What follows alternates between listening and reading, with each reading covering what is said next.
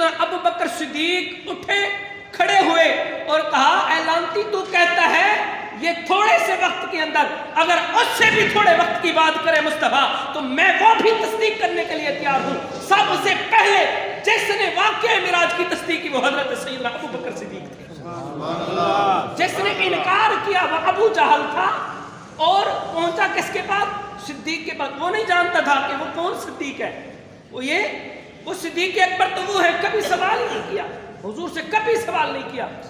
حضور صلی اللہ علیہ وسلم کی پاک بارگاہ میں حاضر ہوا، آپ کے عرض کرتے ہیں اللہ کے نبی ابو بکر تصدیق کرتے ہیں آپ گئے بھی ہیں آئے بھی ہیں، سیر بھی کی ہے، جنت کی سیر کی ہے، جہنم کو دیکھا ہے، مسجد اقصی کے اندر امامت کرائی ہے اور حتیٰ کہ اللہ کا دیدار کیا ہے، قرب خاص الہی راز و نیاز کی باتیں بھی ہوئی ہیں۔ ابو بکر صدیق ان سب باتوں کی تصدیق کرتا ہے۔ سبحان اللہ۔ یہ نہیں پوچھا اللہ کے نبی کیا واقعی بات ایسی ہے، یہ نہیں پوچھا کیا ایسا ہو سکتا ہے، نہیں، سوال ہی نہیں کیا، کہا اے اللہ کے نبی ابو بکر صدیق اس کی تصدیق کرتا ہے۔